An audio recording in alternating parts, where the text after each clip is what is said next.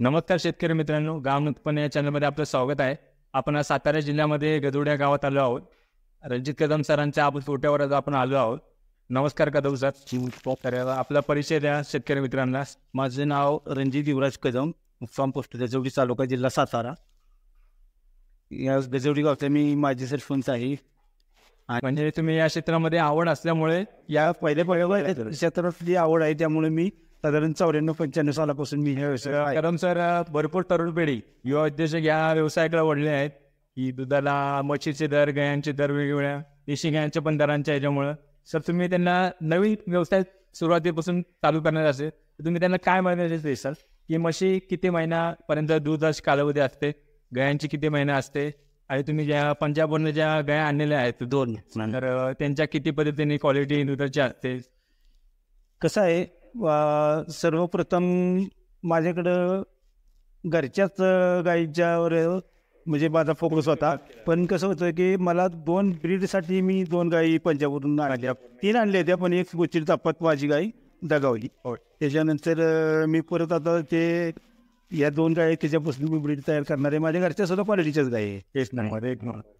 आणि मशीनचं कसं आहे की मी उत्पन्नाच्या हिशोबानं मी म्हशी 1-2 असावेत म्हणून ठेवले होते, पण त्याच्यात मला आर्थिक थोडासा जास्त गाईच्या पेक्षा लाभ झाला, त्यामुळे मी थोड्याशा वाढवल्या. म्हणजे नफा गायांपेक्षा म्हशी म्हशींच्या दर म्हणजे तर काय चालू आहे तिकडे?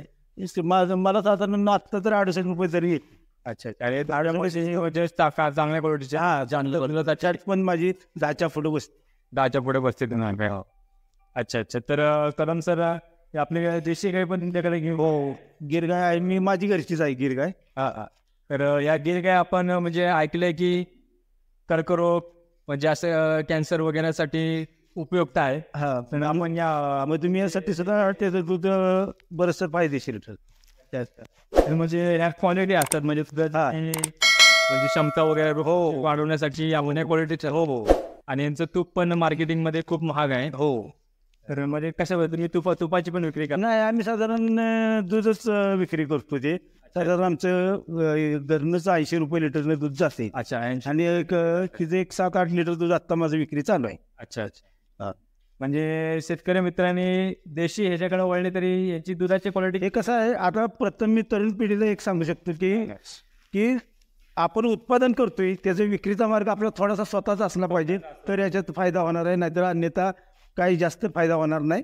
फक्त विक्री आपली म्हणजे आपण स्वतः जर दूध व्यवसाय तुम्ही तुमच्या गाया वगैरे म्हशी वगैरे असल्या, तुम्ही त्या जवळपास तुमची सिटी असेल त्या सिटीमध्ये तुम्ही स्वतः जाऊन बरोबरी ते तुमचं प्रोडक्शन सेंड करावं, कारण त्यांचा तुमचा नफा तुमचा वाढणार आहे.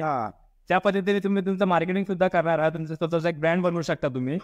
तर कदम सर आपलं म्हणणं हे होतं की शेतकरी मित्र भरपूर म्हणजे तोट्यामध्ये जात आहेत की म्हणजे गाभण वगैरे गया धरत नाही किंवा गाभण धरल्या तर आजार वगैरे असं त्यांना स्वच्छता महत्वाची असली पाहिजे. तर स्वच्छतेबाबत तुम्ही काय म्हणणार? स्वच्छता महत्वाचीच आहे. आणि यांना साधारण म्हणजे कसं की रोज साधारण 50 ग्रॅम सकाळी, 50 ग्रॅम संध्याकाळी मिनरल मिक्सर ही कंटिन्यू पाहिजे. माझं मशीन असं तर मिनरल मिक्सर असते. अच्छा. ॲग्रीमेंट फोर्ट कंपनीचं ते माझं मिनरल तुम्ही गायींच्यासाठी मी मशीनचा वापर करतो. मशीनचा स्वतः हाताने करता म्हणजे आम्ही दोघं जण हातानेच. हो, दोघं जण आम्ही नवरा बायको आम्ही हाताने घाला काढ. बघा तरुण पिढींनो, तर शेतकरी मित्रांनो दोघं सगळे एवढा मुलगा पण थोडं सकाळ संध्याकाळ मदत करा. म्हणजे मुलाचं हे सहकार्य यांना बरोबर आहे. तर बघू शकता तरुण पिढींनी तुम्ही सुरुवात अशी करा की सुरुवात म्हणजे समजा एखाद्याला सुरुवात करायची म्हशी किंवा गाई बसतो, तर सुरुवातीला त्यांनी 2 ह्याच्यापासून तरी त्यांचा हातभार लागू. 2 विषय असा आहे की जे प्रोडक्शन ते स्वतः हे करतायत ते स्वतःहून त्यांनी विक्री झाली पाहिजे. तेव्हा ते नाही ना या गोष्टी जास्त मिळणार. अन्यथा आता कसं आहे, दुधाचं दर कमी आणि खुराकाचं दर जास्त आहे, त्याच्यामुळं जास्त काही हे नाही. फक्त घरची वैरण असली. माझा मुलगाचा सुद्धा नियोजन असते, पण आता संपलाय माझा मुलगाच. आता माझं करतो मी करतो. पावसाळ्यात तुमची वन्यसाऱ्याची उन्हाळा पावसाळा माझी वन्यसाऱ्याची वैरणीची गोष्ट आहे. आणि हत्ती गवत माझा आहे. अच्छा. म्हणजे सुका चारा आणि ओला चारा दोन्ही पद्धती यांची क्वालिटी चांगली आहे. हो, चांगली आहे. साधारण 3-3 किलो मोठ्या जनावरांना सुका चारा आणि 10-12 किलो ओली वैरण मका आणि हे सडवून जे असते दिली पाहिजे. दिली पाहिजे. खरं समजा ज्या आजारी पडत आहे, ज्या ज्यांना आता मी भरपूर जणांना ऐकलं की यांना गोचड्याचा त्रास वगैरे, हो, तर मग त्यांचं काय लक्षण ठेवलं, म्हणजे सफाईपासूनच सुरुवात. सफाईपासून जी स्वतः आता तुम्ही बघू शकता, आपण स्वच्छता सदम सर व्यवस्थित म्हणजे करत आहात. तर स्वच्छता मेन, तुम्ही तुमची छोटीशी जागा असली तरी तुम्ही स्वच्छतेकडे लक्ष द्या. आपल्याला अर्धबंदिस्त आहे, म्हणजे माझ्या गाई आज दिवसभर बाहेर असतो. अच्छा, म्हणजे बाहेर असा मुक्त सोडतो गाई. तर आपण येऊ शकता शेतकरी मित्रांनो. कदम सर दिवसाची सुरुवात आणि परीक्षण तुम्ही कशा प्रकारे करता? आता कसं होतंय, आम्ही सकाळी 5 वाजता उठतो. 5 वाजता उठल्यानंतर गोट्यात आलो की कसं आहे की पहिली त्यांना वैरण टाकतो. सगळ्याला वैरण टाकायची की त्याच्यानंतर त्याच्यावर खुराक टाकतो. आम्ही खुराक टाकलं की वैरण खाऊन होती तो शेण भरून घेतो. शेण भरून झालं की त्यांना पाणी पाजतो सगळ्यांना, म्हणजे आतच. आणि त्याच्यानंतर आम्ही गाई नंतर कसं बाहेर सोडतो आणि बाहेरच वैरण घालतो बाहेर, आणि मशीनला जागेवर वैरण घालतो. आणि त्याच्यानंतर त्यांचं पोट भरेपर्यंत त्यांना वैरण असते. त्याच्यानंतर परत ते बसते दिवसभर, मग परत काय हे नसते. मग दुपारच्या कालावधीमध्ये रवत करण्यासाठी साधारण 8 वाजता बसले ते दिवसभर बसतात. ती दिवसभर मग त्यांच्याकडे काय कोणी काही येत नाही. परत संध्याकाळी 4:30 नंतर आमचं पुन्हा काम चालू होतं. काम चालू. हा, म्हणजे मी सकाळी करतो तसं संध्याकाळी वैरण टाकायची, त्याच्यावर खुराक टाकायचं, पाणी पाजायचं, धारा काढायच्या, आणि त्याच्यानंतर परत वैरण टाकायची. परत त्याच्यानंतर काही नाही. म्हणजे दाराचे टायमिंग काय असतं तुमच्या म्हणजे? सकाळी 6:30च्या दरम्यान दारे पण 6:30 वाजते. संध्याकाळी पण 6:30 वाजता आम्ही काढतो. दारेच्या टायमिंग मध्ये वेगवेगळे नाही झाले पाहिजे, म्हणजे फरक पडू शकतो. हा, नाही शक्यतो 5-10 मिनिटाचं इकडे तिकडे होतं ना, तर कंटिन्यू तेच टायमिंग असतं. शेतकरी मित्रांनी टायमिंग व्यवस्थित ठेवलं. हो, खुराकाचं टायमिंग, हो, चालायचं टायमिंग, टायमिंग नियोजन असलं पाहिजे. म्हणजे याचं प्रशिक्षण त्यांनी घेतलं पाहिजे की कशा पद्धतीने केले पाहिजे. हो, ते घेऊन याच्यामध्ये तुम्ही यांनी सहकार्य, लोकांचं जे करतात त्यांनी सहकार्य घेऊन या क्षेत्रामध्ये त्यांनी हातभार लावून सुरुवात केली पाहिजे. म्हणजे व्यवसायाकडे, या दूध व्यवसायासाठी फायदा भरपूर आहे. आता कसं 5-6 महिने झालं मुक्त गोटेच आम्ही केले, आणि त्याच्यात आम्हाला बरेचसं समाधान मिळतंय. आणि मशीनला पण थोडंसं आम्ही त्या विचारात आहे, पण जरा जागेची असं ते जाडची आम्ही ते नियोजन मशीनचं पण करणार आहे. आम्ही दिवाळीच्या दरम्यान साधारण आणखी 4-5 म्हशी घेणार आहे, आणि एक मग परत आम्ही एक माणूस मदतीला कोणतरी बघणार. शेतकरी मित्रांनो बघू शकता की हळूहळू व्यवसाय दृष्टिकोनाकडे वाढत आहे. आता दिवाळीनंतर ते 4 म्हशी अजून सध्या घेणार आहेत. तर बघू शकता की या क्षेत्रामध्ये तुम्हाला इन्कम भरपूर आहे. तुम्ही इन्कम जो येत आहे तुम्ही त्यातच गुंतवा. तर तुम्ही कदम सर सांगा की तरुण पिढीला जो यातून जो नफा येत आहे तो यातच गुंतवला पाहिजे, की किती टक्के, किंवा त्यांनी न खर्च करता, म्हणजे न वाया घालवता. त्याच्यात कसं भरपूर फरक येऊ शकतो.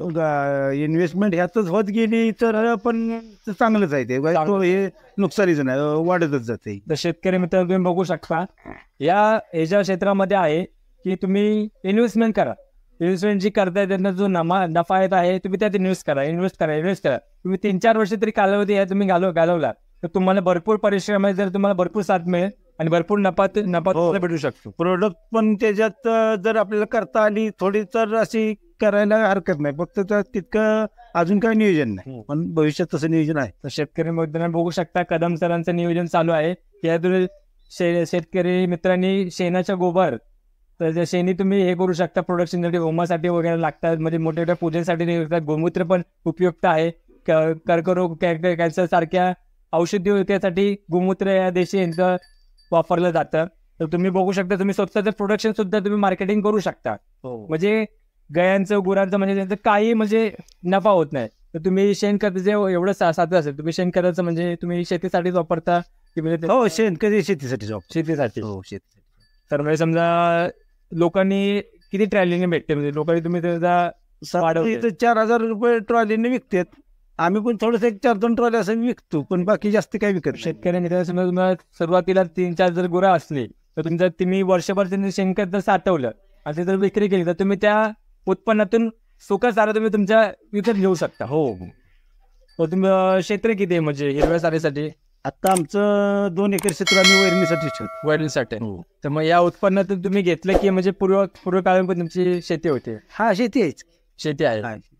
तर म्हणजे तरुण पिढ्यांनी यावेळेस वळत गेले तर तुम्ही शेती घेऊ शकता. हो. तर बघा तरुण पिढ्यांनी तुम्ही या व्यवसायाकडे वळा, दृष्टिकोन चांगला ठेवा, परिश्रम करण्याची खूप गरज आहे याच्यामध्ये. सक्सेसफुल भरपूर आहात, नफा भरपूर आहे, तोटा हे आहे, पण तुम्ही दुर्लक्ष न करता नफ्याकडे हे करा. आणि जे प्रोडक्शन तुम्ही स्वतः हे करता ते मार्केटिंग तुम्ही सुद्धा करा. कारण की मार्केटिंग करणे हे खूप महत्वाचं आहे. कारण की आपण जे सगळ्यात जास्त महत्वाचं मार्केटिंग आहे. दूध आपल्या गायच्या दुधाची विक्री आणि त्याच्यानंतर बाजारात तेच दूध मिळण्याची विक्री, त्यात बराच फरक आहे. त्यामुळे थोडं की बाजारभावात काय लिटरने दूध विकलं जातं आणि काय लिटर तुमच्याकडनं घेतलं जातं. तर तुम्ही स्वतः शेतकरी मित्रांनो काय करा, तुम्ही स्वतःचे प्रोडक्शन तुम्ही उपलब्ध करताय ते बाजारभावात सिटीचे तुमच्या जवळपास तुम्ही स्वतः प्रोडक्शन सेल करा, घरोघरी जाऊन तुम्ही उपयुक्त करा त्यासाठी. शेतकरी मित्र आपण बघू शकता की यांचं नियोजन असं आहे की मुक्त संतर यांनी असं केलेलं आहे. दुपारच्या वेळेस हे या गायांसाठी म्हणजे पाय मोकळे होण्यासाठी, तर त्यांचं पाय मोकळं गरजेचं आहे का, म्हणजे व्यायामासाठी? साधारण गायींना तरी व्यायाम हा पाहिजे.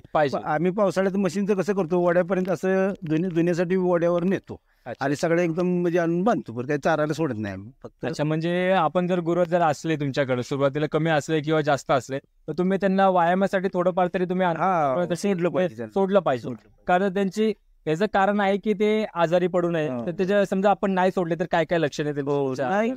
आपण सोडतो साधारण, म्हणजे सकाळी सोडतो, रात्री आतमध्ये अर्ध बंदिस्त आपलं आहे. पण त्याला दिवसभर रात्रीचं जरा जंगली शॉपत आहेत त्यामुळं भीतीमुळे आम्ही ती सोडत नाही. त्यांचं सोडायचं कारण हे मुक्त गोठ्याचे या कारण आहे की त्यांच्या शरीरावर प्रभाव पडू नये. वातावरणाने त्यांच्या हालचालीमुळे त्यांचा व्यायाम जे होत असल्यामुळे त्यांना कोणते आजार दक्षिण होत नाहीये. तर शेतकरी मित्रांनो, तुम्ही जर समजा तुमच्याकडे मुक्त संचारासाठी नसला तर तुम्ही थोडाफार तरी त्यांना व्यायाम तुम्ही नेलं पाहिजे. तर कदम सरांच्या मिसेस पण इथे आहेत, तर मिसेसला पण आपण बोलू की त्यांचं किती प्रकारे कदम सरांना सहकार्य मिळतं. नमस्कार कदम मॅडम. कदम सरांच्या मिसेस आहेत या. तर तुम्ही कोणताही नोकर न ठेवता तुम्ही एवढा मशीनचं गायांचं तुम्ही स्वतः करता, तर तरुण पिढी तुम्ही काय सांगू शकता की स्वतःहून किती पद्धतीने केलं पाहिजे? नोकर न ठेवता आपण स्वतःनी परिश्रम कशा पद्धतीने करता तुम्ही, म्हणजे कदम सरांना किती पद्धतीने साथ देता? बरेचशी शेण ओढण्याला किंवा धार काढण्याला मदत करते. म्हणजे पूर्ण सहकार्य तुमचंच आहे. म्हणजे तुम्ही दोघं मिळून एवढा 12-13 गुरांचं तुम्ही स्वतः दोघं मिळून करता. म्हणजे तुम्ही स्वतःहून म्हणजे पहिल्यापासून आवड. जे बघू शकता तुम्ही की ही तरुण पिढीला सांगण्यात येते की एवढं नवरवाग्यांनी एवढं कष्ट घेत आहेत, स्वतः म्हणजे प्रोडक्शन हे करत आहात. आणि तुम्ही बघू शकता की ज्या तुमच्या घरी असतील तर जर तुम्ही प्रमाणात जर जास्त वाढवत असाल तर तुम्ही स्वतः 10-12 गुरांपर्यंत तुम्ही स्वतः कष्ट घेतले पाहिजे. की बाबा 4 गुरं घेतली किंवा नोकर ठेवला तर या पद्धतीने नाही चालत. तर कदम सर तुम्ही तरुण पिढीला काय सांगितलं पाहिजे? परिश्रम म्हणजे लगेच म्हणजे फळ मिळतं का याच्यामध्ये? नाही, लगेच नाही. याला फार मोठं तपश्चर्या आहे, ते काय लगेच ते होणार नाही. आम्ही उभं करायला आमची कमीत कमी 12-13 वर्षे गेलीत आता. अच्छा, पूर्ण एवढं गोटा बिटा उभारणी करायला येते. तर तुम्ही तरुण पिढ्यांना हे सांगण्यात येतं की या दृष्टिकोन व्यवसायाकडे वळा, म्हणजे कोणताही नोकरी न करता तुम्ही व्यवसायाकडे करा. कारण की तुम्ही बघू शकता की दोघं मिळून स्वतः एवढा 12-13 गुरांचा व्यवसाय करत आहेत. शिक्षण तुमचं काय झालं कदम? माझं ग्रॅज्युएशन झाले, पूर्ण BA झाले. माझं ग्रॅज्युएशन BA म्हणून झालेलं आहे. आणि मेसेज कदम मॅडम तुमचं? त्यांचं 10वी झालं. तुमचं 10वी झाले. बघा, म्हणजे न लाजता न मजा करता की ग्रॅज्युएशन त्यांचं कदम सरांचं कम्प्लीट आहे तरी या गोष्टीकडे वळलेले आहे. तर तुम्ही सेवा म्हणून हे करताय की? हो, सेवा म्हणून आवड आहे. आपल्याला याच्यातून पैशापेक्षा जास्त समाधान मिळतं. समाधान म्हणजे आपण पूर्ण समाधानी आहे. अच्छा, म्हणजे बघा एवढं समाधान आहे. ग्रॅज्युएशन कम्प्लीट केलंय, भरपूर वर्षापूर्वी हे केलंय, भरपूर आता यांना समाधान आहे की यांनी कष्ट सुद्धा भरपूर घेतलेले आहे. तर तरुण पिढीला हे सांगण्यात येते की 3 वर्ष 4 वर्ष तुम्ही कष्ट करा. तुमचंही कदम सरांसारखं भरपूर असं म्हणजे नियोजन मोठं मिळेल आणि तुम्ही अण्णासाहेब पाटील या योजनेमधून तुम्ही प्रशिक्षण घेऊन तुम्ही त्यांचं सहकार्य लाभू शकता. तर बघू शकता शेतकरी मित्रांनो, कदम सरांनी वल्या चाराचं नियोजन केलेलं आहे.